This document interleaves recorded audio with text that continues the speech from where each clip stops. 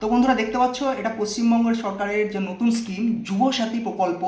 এই প্রকল্পের স্কিম তোমাদের ওয়ার্ডের যে সমস্ত কেন্দ্রগুলো আছে সেগুলো তোমাদের জানিয়ে দিয়েছে তোমাদের কাউন্সিলর যারা রয়েছে।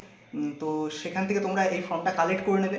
কালেক্ট করে নিয়ে দেখো তোমাদের এই ফর্মটা কিন্তু প্রপারভাবে ফিল আপ করতে হবে। তো যদি তোমরা প্রপারভাবে ফিল আপ না করো তাহলে কিন্তু ফর্মটা তোমাদের ডিসমিস হয়ে যাবে। আর তোমরা ভালো করে দেখে নেবে ফর্মের উপর একটা যেন স্ট্যাম্প মারা থাকে, এই যে স্ট্যাম্পটা যেন মারা থাকে, যে স্ট্যাম্পটা বা যে কোনো পৌরসভা বা পঞ্চায়েত অফিস যেগুলো রয়েছে সেখানে একটা স্ট্যাম্প থাকবে। যারা মাধ্যমিক পাস করেছো মিনিমাম যোগ্যতা কিন্তু এখানে মাধ্যমিক পাস লাগছে।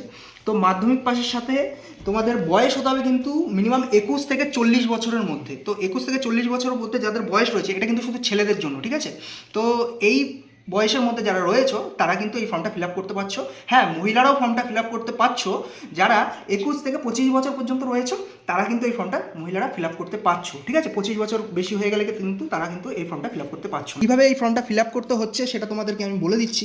দেখো, প্রথমে তোমাদের এই একটা বাক্স রয়েছে যেখানে তোমাদের একটা পাসপোর্ট সাইজের ফটো লাগবে, যেখানে রঙিন ছবি বা হোয়াইট ব্যাকগ্রাউন্ডের ছবি, যে কোনো ছবি তোমরা একটা দিয়ে দেবে। দিয়ে তোমরা উপরে একটা সেলফ অ্যাটেস্টেড করে দেবে, নিজেদের একটা সই করে দিলে। তারপরে দেখো তোমাদের নির্দিষ্ট আধার নাম্বারের একটা কলম রয়েছে, সেই নির্দিষ্ট আধারের নাম্বারটা তোমরা দিয়ে দিচ্ছ। তারপরে তোমাদের এখানে বেনিফিশিয়ারি নেম যেটা রয়েছে, তোমাদের যে নামটা সেই নামটা দিয়ে দিচ্ছ। তুমি নামটা লিখলে, তারপরে হচ্ছে ব্ল্যাঙ্ক স্পেস দিয়ে তারপরে একটা তোমাদের টাইটেলটা দিয়ে দিলে। তারপরে তোমাদের ব্যাংকের সঙ্গে লিঙ্ক যেই মোবাইল নাম্বারটা রয়েছে সেইটাই কিন্তু দেবে, অন্য কোনো নাম্বার কিন্তু দেবে না, ঠিক আছে? তারপরে তোমাদের ইমেল আইডি যেটা রয়েছে ইমেল আইডিটা লিখে দিলে সুন্দর করে। তারপর দেখো তোমাদের এখানে জেন্ডার চেয়েছে তোমাদের, তোমরা পুরুষ মহিলা না অন্যান্য যেটা আছো সেটা তোমরা এখানে একটা টিক মেরে দিলে।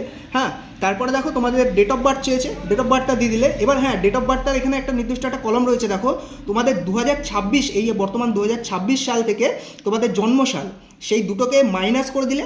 মাইনাস করে দিয়ে যে বয়সটা আসছে তোমাদের সেই বয়সটা কিন্তু এখানে দিয়ে দিলে, হয়ে গেল। তারপরে তোমার এখানে দেখো ফাদার্স নেম, তোমার বাবার নাম দিলে, তোমার মায়ের নাম দিলে, ব্যাস।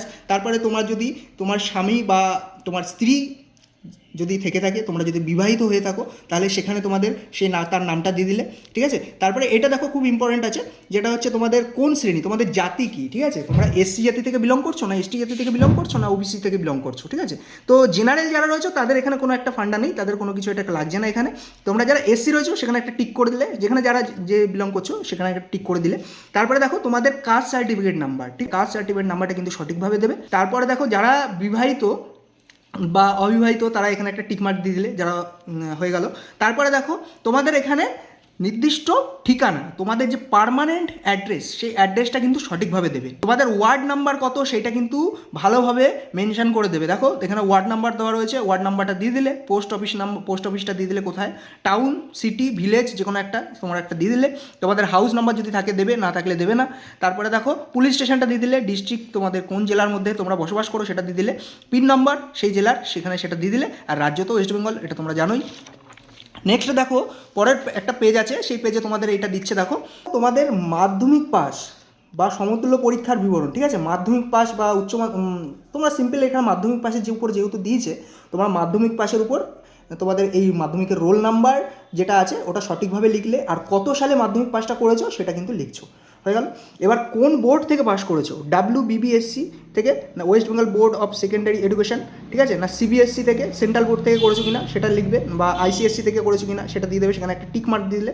তারপরে দেখো তোমার এডুকেশন কোয়ালিফিকেশান, মিনিমাম এডুকেশন কোয়ালিফিকেশানটা তোমাদের কী আছে সেটা কিন্তু তোমরা এখানে দেবে। আমি যেমন এখানে HS দিয়ে দিয়েছি। হ্যাঁ, তোমরা গ্র্যাজুয়েশনও দিতে পারো বা হাইয়েস্ট কোয়ালিফিকেশান তোমাদের যেটা রয়েছে মাধ্যমিকও দিতে পারো, হয়ে গেল। তারপরে বর্তমান তোমরা কী করছো এখন সেটা দিতে হবে কিন্তু। এবার দেখো এখানে আমি স্টুডেন্ট দিয়ে দিয়েছি, কেউ বিজনেস দিতে পারো বা অন্য কিছু যা কিছু দিতে পারো। এবার এই পয়েন্টটা কিন্তু খুব ইম্পর্টেন্ট। দেখো এই পয়েন্টটা, এটা কিন্তু তোমরা কিন্তু ভালোভাবে সুন্দরভাবে ফিল আপ করবে যাতে কোনো কাটাকাটি না হয়। দেখো তোমাদের ব্যাংকের নাম যেটা রয়েছে সেটা দিচ্ছ। এখন আমি স্টেট ব্যাংক দিয়েছি। তোমাদের এই স্টেট ব্যাংকের ব্রাঞ্চটা কোথায় সেটা দিয়ে দিলে। ব্যাংক অ্যাকাউন্ট নাম্বারটা যেটা রয়েছে সেটা সঠিকভাবে দেবে। আবার পরে আবার একটু চেক করে নিও, IFSC কোডটা যেটা আছে সেটা সঠিকভাবে দেবে, হয়ে গেল। এইবার দেখো তোমরা এই জিনিসটা একটু ভালোভাবে করবে। What ever financial assistant receive from government, ঠিক আছে? দেখো তোমরা কোনো ফাইন্যান্সিয়াল সাহায্য সরকার থেকে পাও কি না সেইটা এটা ফিল আপ করবে। দেখো এখানে বলে দিয়েছে অন্য কোনো সরকারি সাহায্য সেটা সরকার থেকে তোমরা পাচ্ছ কি না। যদি পাও তাহলে কিন্তু এখানে হ্যাঁ টিক করবে, নাহলে না টিক করে দিলে। আর যদি পেয়ে থাকো সেই অ্যাসিস্ট্যান্টের বিবরণটা দিয়ে দিলে, যে এখানে লক্ষ্মী ভাণ্ডার পাচ্ছ বা কী পাচ্ছ যেটা লিখে দিলে। হয়ে গেল।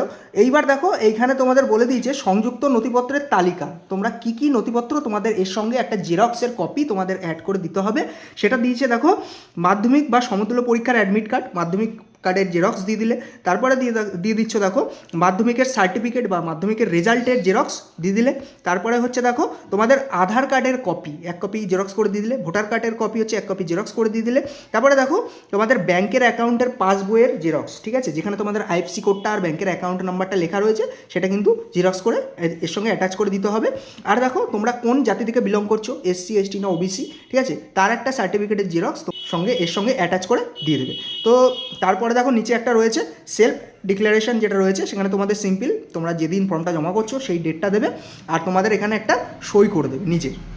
তো আর তোমাদের এখানে আর কিছু করতে হচ্ছে না, যে অ্যাকনলেজমেন্টটা রয়েছে এখানে এটা ওরা ফিল আপ করে তোমাদেরকে কাগজটা ছিঁড়ে তোমাদেরকে দিয়ে দেবে। তো এটাই ছিল, তোমরা এইভাবে ফর্মটা ফিল আপ করে তোমরা নির্দিষ্ট অফিসে গিয়ে জমা দিয়ে আসবে। ধন্যবাদ।